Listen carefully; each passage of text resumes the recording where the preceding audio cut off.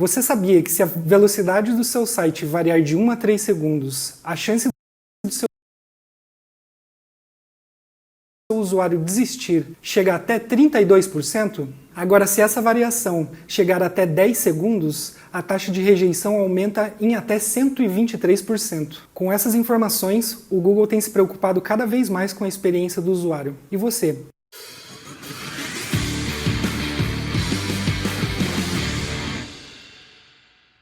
O primeiro conceito importante é a arquitetura da informação. Levando em conta a analogia do Google sendo uma grande biblioteca, o nosso site tem que ser um livro muito fácil de ser entendido. Isso significa que a estrutura desse livro, ou seja, nossas categorias e páginas, tem que ser o mais otimizadas possível para que o Google entenda essa estrutura. Isso significa que essa estrutura, os capítulos e páginas desse livro, sejam otimizadas, levando em conta como o Google entende e como os usuários estão procurando por essas informações. A arquitetura da informação foi um termo emprestado da biblioteconomia e que é muito utilizada na estrutura de sites. O exemplo ao lado você consegue perceber o mais básico de uma estrutura com links e páginas, onde a gente tem a home passando para categorias que se relacionam com páginas. Uma estrutura bem desenhada serve para organizar as páginas de acordo com um contexto. Por isso que categorias fazem sentido para agrupar produtos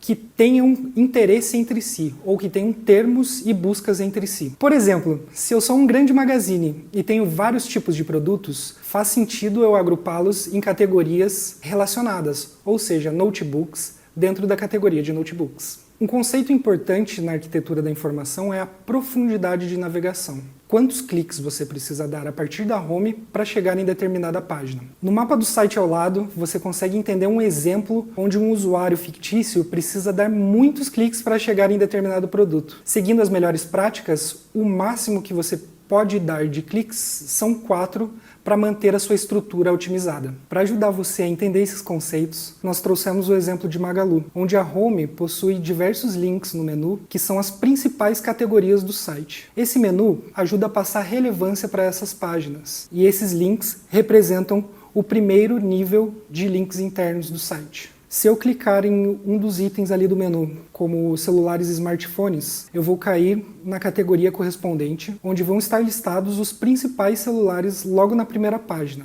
Esses celulares se referem ao segundo nível de navegação. Além disso, a gente ainda tem o menu lateral, que possui outros links também se referindo ao segundo nível de navegação. Aqui é importante entender também que quanto mais distante da home, menor a relevância de cada uma dessas páginas. O mesmo racional se aplica também para sites de notícia ou de conteúdo. É importante que você separe os seus posts de acordo com as categorias principais. Grande parte do trabalho de termos informacionais já está resolvido. O que você só precisa é organizar esses posts em categorias principais. Mas e na prática? Como que a gente faz isso? O que você vai precisar agora é do seu levantamento de termos head. Nesse caso, o que a gente precisa é separar as categorias e atributos dos produtos com base nesse termo head. É normal quando você estiver estruturando um site você não conhecer o produto a fundo. Vale sempre você olhar para a concorrência e entender como eles estão trabalhando esses produtos. Pegando o exemplo dos dois principais players ali do resultado de busca,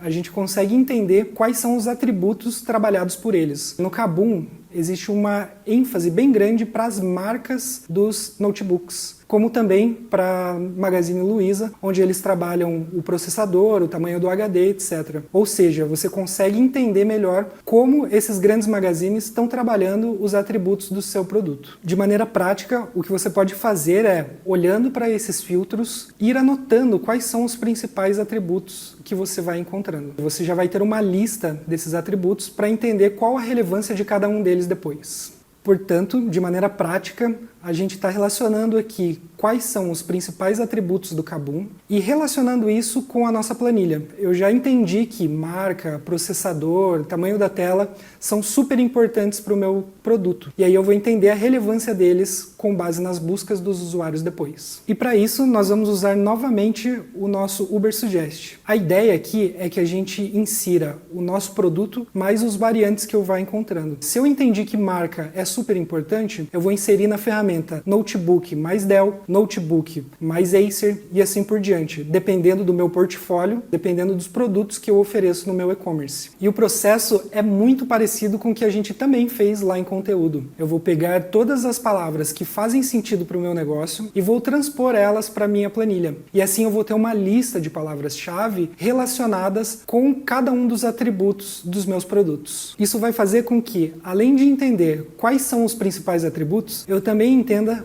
como eu devo trabalhar cada um desses produtos dentro do meu e-commerce. Dentro da mesma planilha, a gente consegue estabelecer a nomenclatura dos produtos e ser consistente com ela, fazer o melhor trabalho baseado em dados dos usuários. Como a gente já sabe, todo conceito só vale se a gente aplicá-lo na prática. Então vamos lá para o mão na massa? Nessa parte nós vamos, com base no nosso termo head, com base no nosso produto, fazer o levantamento dos atributos da concorrência orgânica. Ou seja, entrar nos principais players e entender quais são os atributos que estão sendo trabalhados lá. A gente vai levantar os principais variantes dos termos via Ubersuggest, entender qual o volume de busca de cada um desses termos e definir as categorias e nome de um produto baseado nos dados. Preencher o resto da planilha com os dados importantes.